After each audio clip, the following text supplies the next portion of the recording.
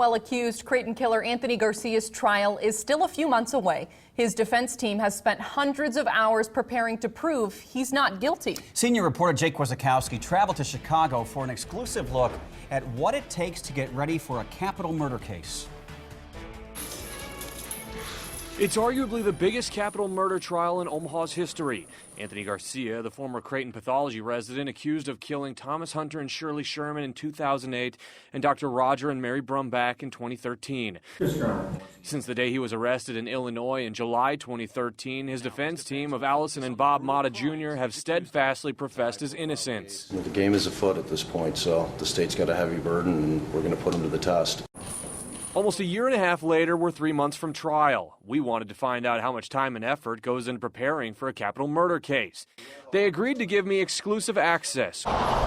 We traveled to the Windy City. In a Victorian-style home in the Chicago suburb of Aurora sits Mata and Mata. Window of time. With the assistance of Bob Mata Sr., Allison and Bob Jr. have dedicated a good portion of their time to the case 500 miles away. 10% of the work is in the courtroom. 90% of the work is before you get there. The trio goes through the evidence, interviews, and documents in some capacity every single day. And it usually starts in a dedicated room. So this is essentially our war room, so to speak. It's basically where everything you're looking at in this room is revolving or attributed to the Garcia case. They go through thousands of police reports, roughly 50,000 documents, thousands of interviews, thousands of photos. That we've all reviewed it and digested it. Hundreds of data CDs. I gotta look cross-reference. Logging everything, linking reports to witnesses and persons of interest to piece together their own theory. Got to go through everything and say, all right, here's a lead the cops just completely bailed on and why, and follow it and see, is there an alibi at the end of the day? So for every place that they drop off, that's where we pick up. The Matas spend lots of time on the phone with their client, witnesses, experts, and private investigators. I wanted to kind of see what your game plan was in terms of future movement. They traveled thousands of miles, even retracing the paths their client allegedly took through Illinois and Iowa to be familiar with what could have happened. If we want to develop our theory of defense, I've got to have a background for doing it.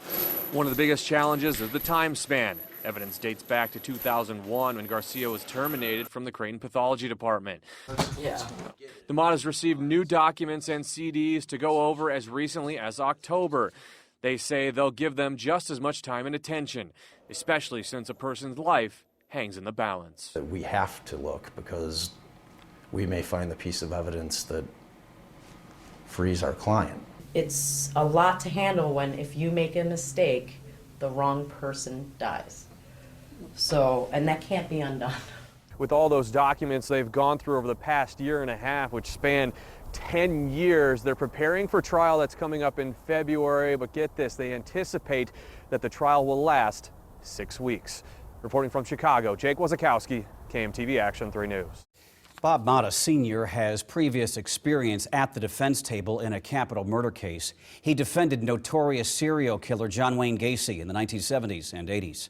Coming up tomorrow at 10, find out why they are willing to go to these lengths for Anthony Garcia.